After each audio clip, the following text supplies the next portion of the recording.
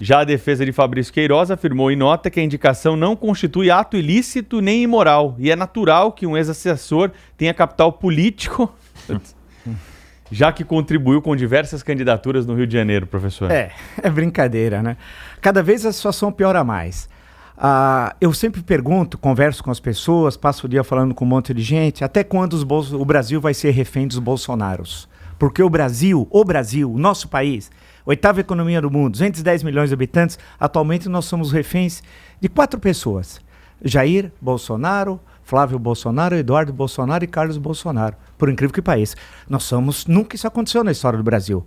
Lembra um pouco as repúblicas bananeiras, República Dominicana na época do Trujillo, por exemplo, né? A ditadura Somoza na Nicarágua, né? É inacreditável o que nós estamos assistindo. Fabrício, o Queiroz é sim, ele está aqui no Morumbi. Quem é que paga o aluguel do Queiroz? Quem é que paga os impostos, a luz, a água? Quem paga os empregados do Queiroz? Quem paga a alimentação do Queiroz? Quem paga os médicos? Aqui no Hospital Albert Einstein. Do Queiroz, quem paga os procedimentos médicos que ele se utiliza do hospital. Com que dinheiro? Qual é a origem do dinheiro? Por que parou a investigação do COAF? Parou a investigação. Dias Toffoli pôs o pé no freio, aliado a Jair Bolsonaro. Eles têm medo de quê? Essa é a pergunta que o Brasil faz. Eles têm medo do quê? Tem medo de mostrar a rachadinha que tinha dentro do escritório, melhor dizendo, do gabinete de Flávio Bolsonaro na Alerj, quando era deputado estadual. Eles dividiam, tem as provas, 48 depósitos, uma das vezes, 48 depósitos de R$2.000 em sequência, que era o máximo que a máquina admitia. Tem um depósito na conta da primeira-dama, de R$24.000. E o presidente disse que tinha feito um empréstimo para Queiroz. O presidente é banco? Lançou-se empréstimo num posto de renda? É crime isso. Isso é crime, né? Mas que negócio? Mas de onde vem tanto dinheiro do Queiroz? Por que ele precisa de empréstimo? E os negócios de carros? Ele não apresentou uma prova de venda e compra de veículos. Nenhuma prova. A questão e o Queiroz é amigo do Adriano. Quem é o Adriano? Você vai falar. É triste, a gente poderia dizer, é amigo de uma grande questão nacional, não, né? De algum empreendedor. Não, ele é amigo do Adriano. Esse capitão, expulso da PM do Rio. Para você ser expulso da PM do Rio não é fácil, hein? Você precisa cometer muitos crimes.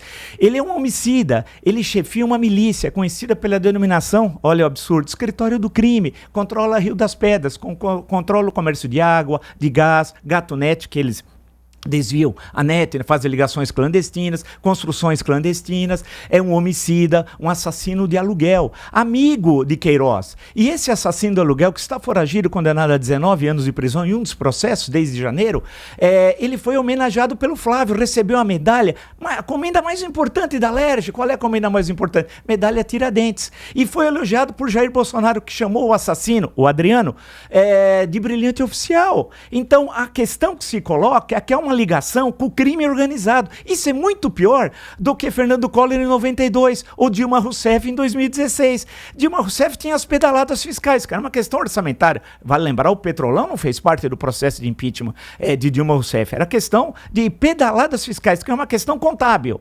A questão de Fernando Collor era uma acusação, né, que se fortaleceu por causa de um motorista entrevistado pela revista Isto É, no meio da CPI do Paulo César Farias. Esse motorista chamado Heriberto, entrevistado por essa revista, por João Santana, que depois vai ser marqueteiro da Dilma em 2010, 2014, mas em 92 era jornalista dessa revista. E o Heriberto mostra 5 documentos que comprovariam, um deles especialmente, um cheque, a compra de um Fiat Elba, que através de contas fantasmas criadas pelo ex-tesoureiro de campanha de Fernando Collor, um senhor chamado Paulo César Farias. Era isso, era a compra de uma Fiat Elba, que você tem 2 alegrias, quando compra, quando vende.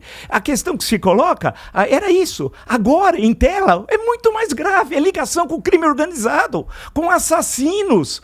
E usando a estrutura de Estado para coagir adversários. Isso é gravíssimo. É crise, crise, crise, crise. Não é o Queiroz é um bandido. É um bandido. Não é qualquer um. E ele tem, segundo a sua defesa, capital político. O bandido tem capital político? Alguma coisa está errada. E ele não é amigo do Flávio. Presidente, tenha coragem. Ele é amigo do senhor. Mais de 3 décadas. O senhor ia pescar com ele. Tem fotos. Né? Tem fotos. É amigo do senhor. E o senhor colocou lá justamente para fazer esses negócios. O senhor é a representação mais transparente, mais cristalina da velha política. Empregando familiares, fazendo esses negócios antirrepublicanos. Tem de esclarecer, sim. Quero ver onde está a justiça, onde está o Ministério Público, né? A justiça tem de ser provocada para agir. Cadê o Ministério Público? Cadê parlamentares? Né? Cadê cidadãos republicanos para entrar na justiça e exigir esse esclarecimento? Nós sabemos, não adianta mais falar cadê Queiroz. Queiroz está aqui. Agora a palavra de ordem é: fala, Queiroz.